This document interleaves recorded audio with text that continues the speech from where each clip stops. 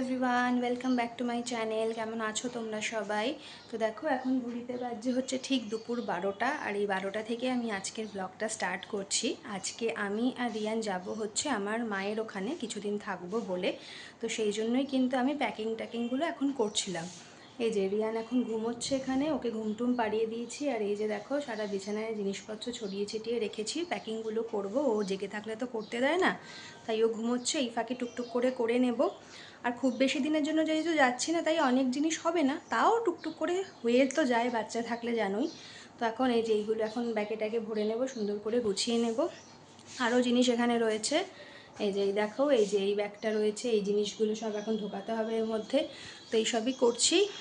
তো চলো দেখতে থাকো তোমরা এই ব্লগটা। আশা করছি এই ব্লগটা দেখতে তোমাদের ভালো লাগবে। আর আগামী কিছুদিন তোমরা কিন্তু আমার বাপের বাড়ির ব্লগ দেখতে পাবে, তাই হোপ তোমাদের ভালো লাগবে। ঘন্টার ঘুম।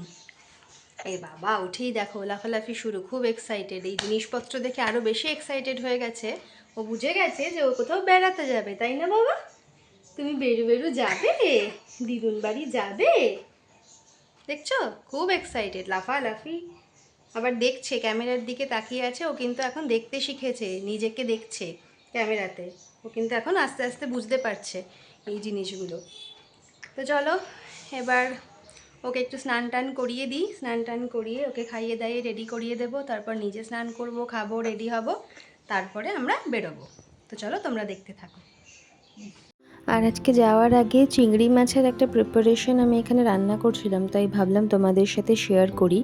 এটাই সর্ষে পোস্ত দিয়েই একটা প্রিপারেশন। এটা ঠিক ভাপা বলা যায় না, ভাপা তো কৌটোতে হয়, এটা আমি কড়াইতেই করি। তো যাই হোক, সর্ষে পোস্ত দিয়ে একটা প্রিপারেশন। তো দেখো, এখানে সর্ষে পোস্ত আর মানে দু রকম সর্ষে পোস্ত, কাঁচা লঙ্কা আর নুন, এই দিয়ে অল্প একটুখানি জল দিয়ে আমি কিন্তু মিক্সিতে এটা ভালো করে একটা পেস্ট তৈরি করে নিচ্ছি।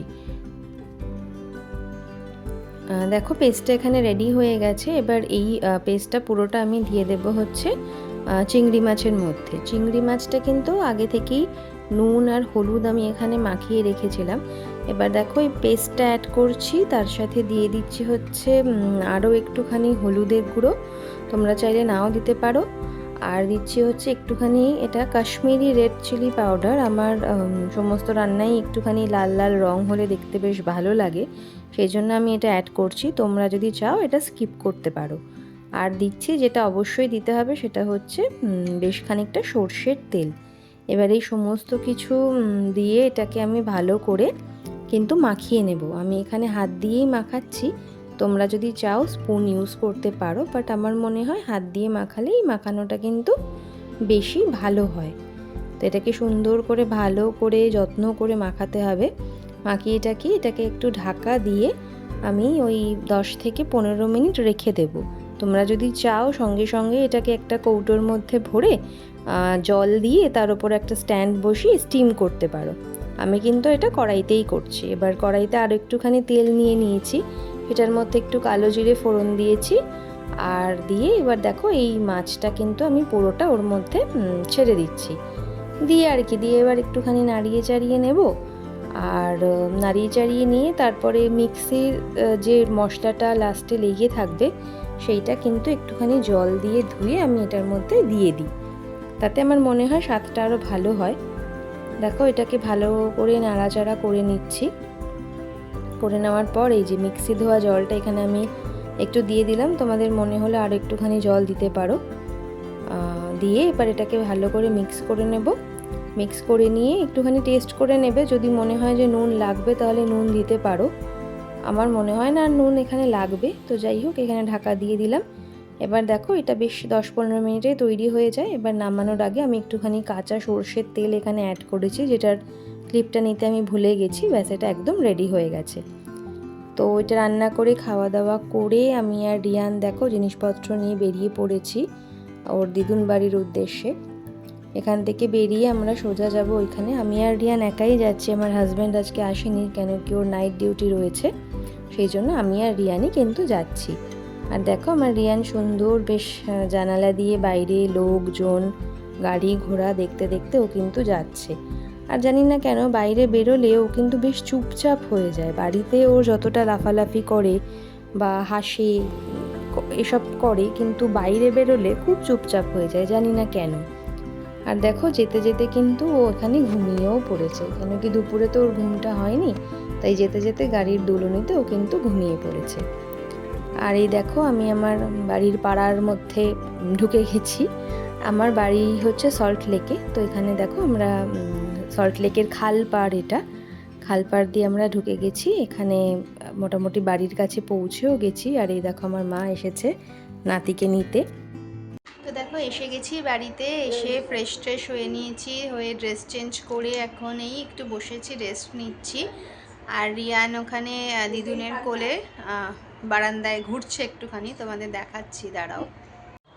ওই যে দেখো রিয়ান দিদুনের কোলে বারান্দায় গাড়ি দেখছে, মানুষ দেখছে, আর একদম মজায় লাফালাফি করছে। তো দেখা যাক এখন এরপর আমরা কি করব। এখন আপাতত তো রেস্ট নেব একটুখানি। তো চলো এবার একটুখানি রেস্ট নিয়ে নিই, রেস্ট নিয়ে একটু চা খাবো, তারপর তোমাদের সাথে আবার কথা বলছি। এই যে দেখো মা চা করে নিয়ে চলে এসেছে, সাথে হচ্ছে এই 1 ডাব্বা বিস্কিট। এখন এটা আমরা খাবো একটু। আর এদিকে দেখো রিয়ান একটা বাটি নিয়ে ও নিজের মনের আনন্দেও খেলা করে যাচ্ছে। এই যে মা বসে আছে, এখন আমরা চাটা খেয়ে নিই। ওই যে ই বাবা দেখছো, চা দেখে একেবারে চায়ের দিকে হামলে পড়েছে, চা খাবে বলে। দেখো আমি আর রিয়ান এখানে একদম রেডি হয়ে গেছি, মাও রেডি। তো আমরা 3 জন মিলে যাচ্ছি। কোথায় বাবা, কোথায় যাচ্ছি? আমরা যাচ্ছি একটুখানি মার্কেটে, একটুখানি ঘুরিয়ে নিয়ে আসি ওকে। আসলে নতুন জায়গা তো, এসে একটু কান্নাকাটি করছে, সেই জন্য ভাবলাম যে যাই ওকে নিয়ে একটুখানি ঘুরিয়ে নিয়ে আসি, তাহলে ওরও একটু ভালো লাগবে, ওর মুডটাও একটু ফ্রেশ হবে। সেই জন্য আমরা এখন 3 জন মিলে ঘুরু ঘুরু যাচ্ছি, তাই তো বাবা? বলে দাও বলে দাও, টাটা করে দাও, বলো টাটা টাটা।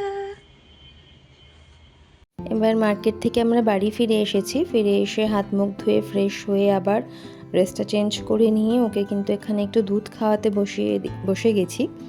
আর এখন জানি না কেন দুধ খেতে চায় না খুব একটা, হয়তো বড় হচ্ছে, টেস্টগুলো চেঞ্জ হচ্ছে বলে হতে পারে।